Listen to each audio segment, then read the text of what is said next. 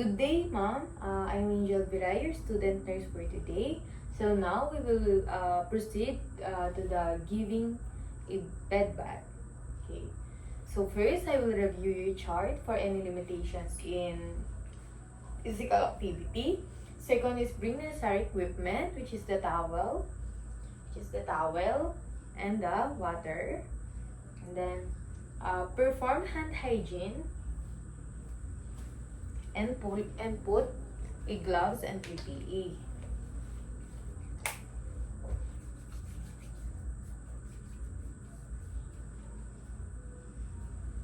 And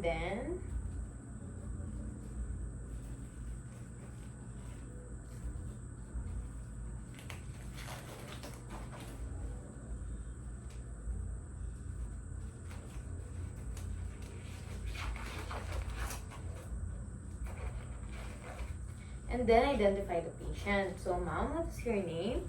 Rachel Maglalang, Your age? 22, And your birthday? May 30, 2010. Okay, and then discuss the procedure with the patient and assess their ability to assist as well as the personal hygiene preferences. So next is close curtains to provide the privacy to the patient. And next is now I will proceed to the procedure. So I will proceed to the bed bath, and I will use a towel. Here's the towel, and warm water. Here are the warm water, and then I will pat your face, ma'am. First your face.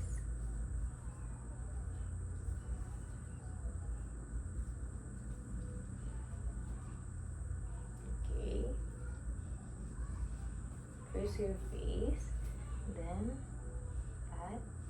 Close your mouth, ma'am.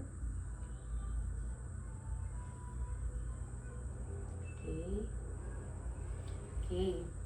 And then after that, I will use a clean towel to pat dry the patient's face. Okay, ma'am. Okay. And then, after that, let's proceed to her arms. The same procedure as the first procedure, and then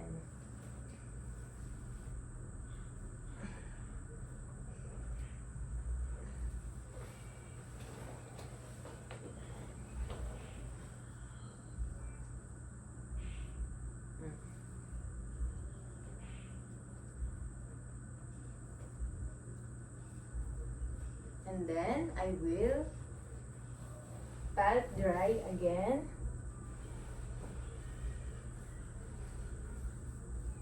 How was your feeling, ma'am? It's okay lang po. Okay. And then next is the lower part of the body, which is the legs to toes.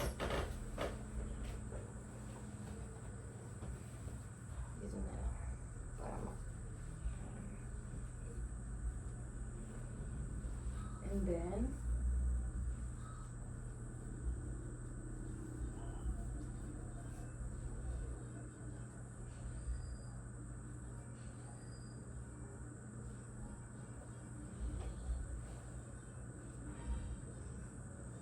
then I will pat dry again the towel.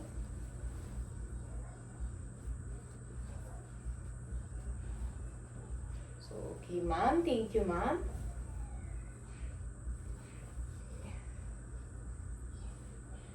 How was your feeling po? It's good po.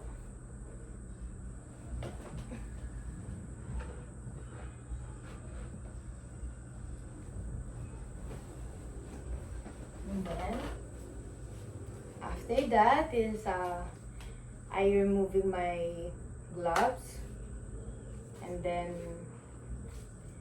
I will remove my gloves and perform PPE hygiene. I perform a hygiene again.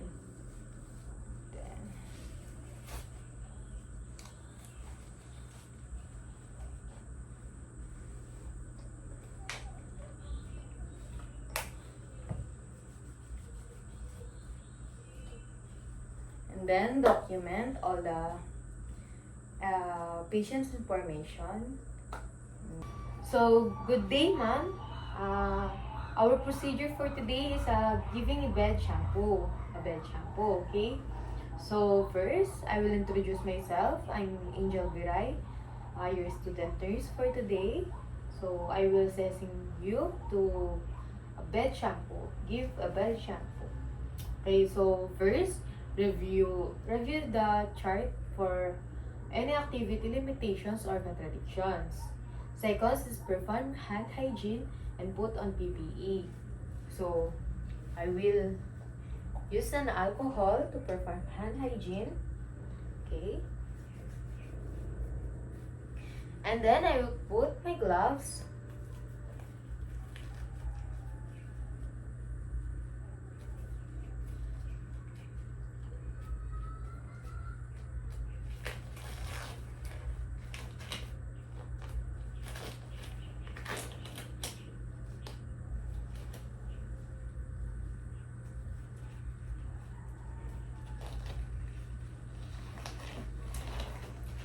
And then after that, identify the patient. What's your name, ma'am? Rachel Maglalang. Your age 22, and your birthday. May 30, 2003. And then explain the procedure. So our procedure is giving a bed shampoo. Okay, ma'am? So assemble the equipment. This is the equipment. And then close the curtains or the doors to provide a privacy. So next is lower the head of the bed. Remove the pillow. Place a protective pad under the head of the shoulders. So, here na lang po. Since wala tayong available na pad. Okay, ma'am. Okay. Next is, fill the pitcher with warm water, 110 to 115 Fahrenheit. Position the patient in the supine position. At the top of the bed, place the shampoo board under the head pad and edge if needed. And then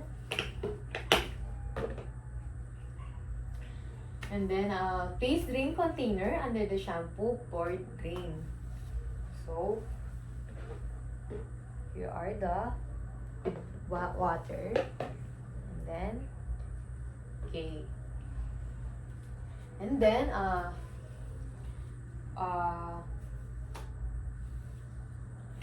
put on gloves.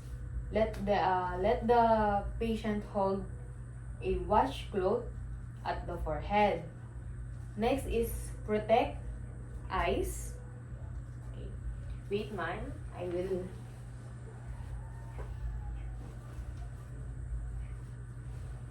Next is I will protect your eyes. And then please close your eyes, man. Next is protects eyes and wets hair thoroughly. So apply shampoo. So I will apply the shampoo, then massage it into the scalp. So ma'am, I massage it to the scalps.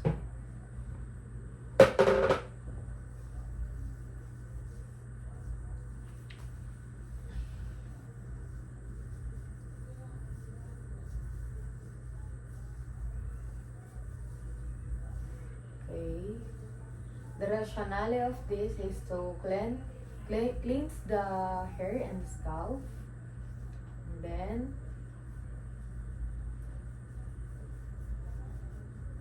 okay, so rinse hair thoroughly with the warm water until shampoo is fully removed. So I will rinse here. I will rinse. Okay.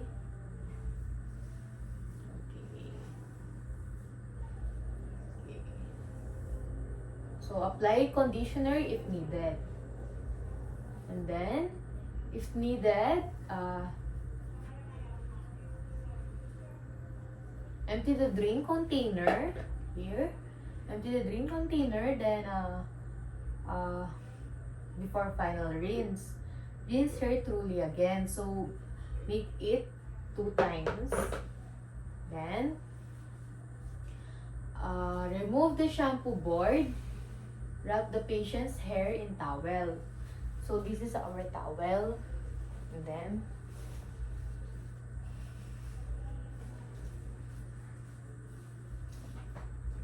okay, ma'am.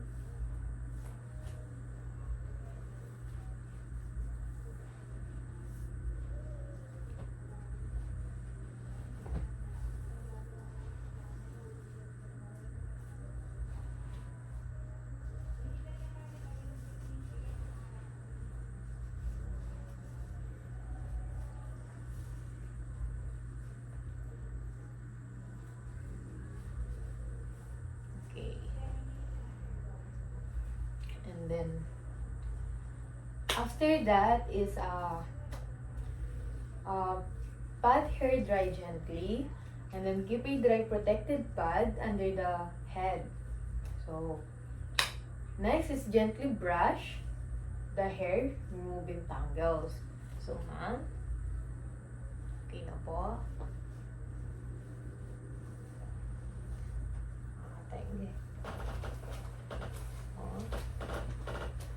Hawakan niyo po itong hair niyo. Yan. Tapos please, in the right position. Okay. And then, blow dry on setting if allowed. So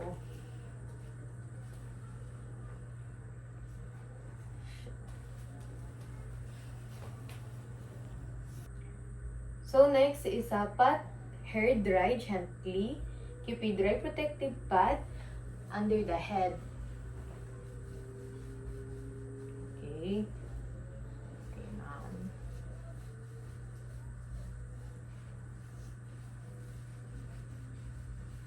Okay. Then next is gently brush the hair. Gently brush the hair, removing tangles. Okay. After that, blow dry on a cool setting. Blow dry on a cool setting. Then, or cover the head with the towel until they dry. Next is change the gown if it's damp. Replace the pillow. Next is protect the pillow with a towel and groom the patient's hair. The next is make sure the patient is comfortable with the side rails up and bed in the lowest point. So, ma'am, can you move here? Okay. Then, I will up the side rails.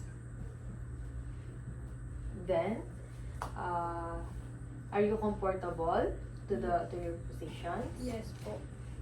So later, I will change the bed linens and dispose of. So for today, I will perform a oral care, brushing and flossing. So first is perform hand hygiene and put on gloves and PPEs. So hand hygiene.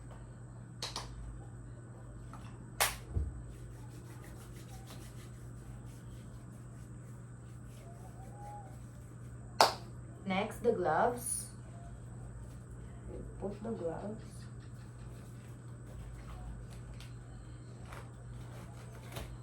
And then,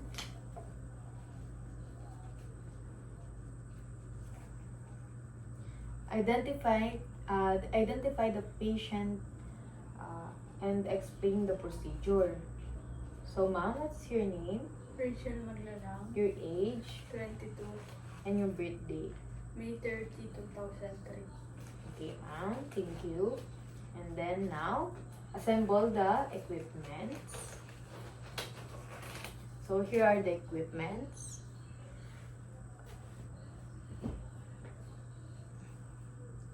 So here are the equipments. The toothbrush, the Colgate, and the water. And then, okay, next is close the door for the privacy of the patient. Next is assist patient with to brushing the teeth. Okay, ma'am, sir, ma'am, pwede po bang mag-gargle muna kayo?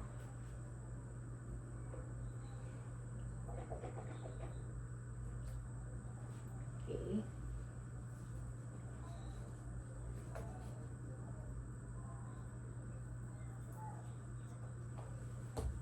Okay, ma'am. So I will assist you to brush your teeth, okay, ma'am?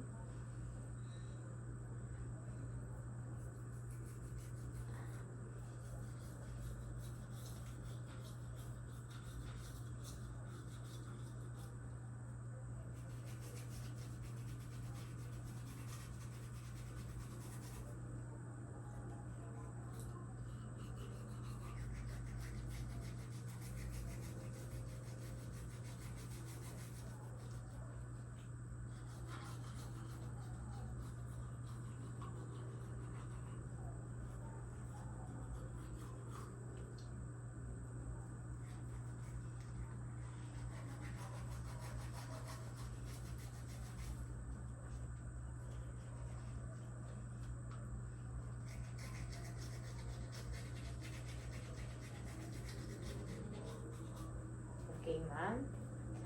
And then, you can gargle po.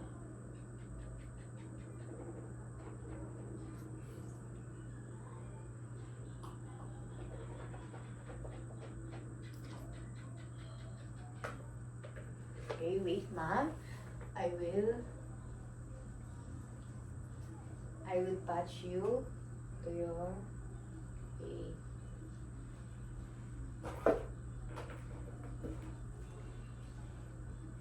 Okay, and then after that,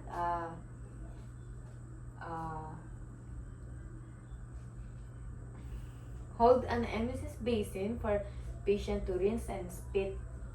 Okay, and then after that, assist patient to floss the teeth if appropriate. So, we need to floss your teeth, ma'am. Okay. Okay. Okay. Okay po. And then,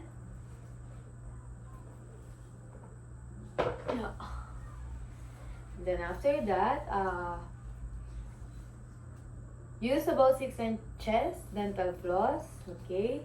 And then insert floss gently between the teeth as I was doing earlier. And then instruct the patients to rinse well after the floss. So ma'am, you can rinse again.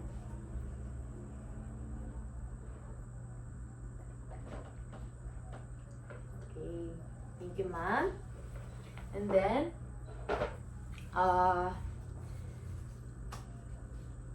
freshness breath and offer mouthwash if the patient is preferred. Do you want mouthwash, ma'am? No po. Okay. And then offer lip balm or petroleum jelly. So, I will offer you a petroleum jelly, ma'am, to your lips. And then, to prevent lips from drying and cracking, okay, ma'am? Okay po. And then next is remove equipment, remove gloves, raise side rail, lower bed, assist patient to a comfortable position. So do you comfortable, ma'am, to your position? Yes po. Okay. Next is I will remove my gloves and PPEs, and I will perform again a hand hygiene.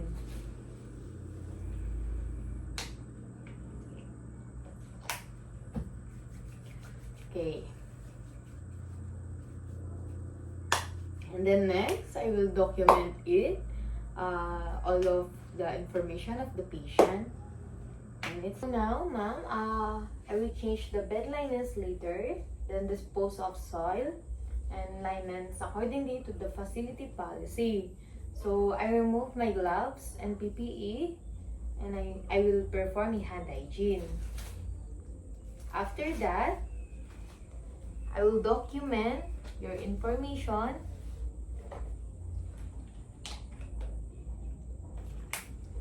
After that, I will document the patient's information.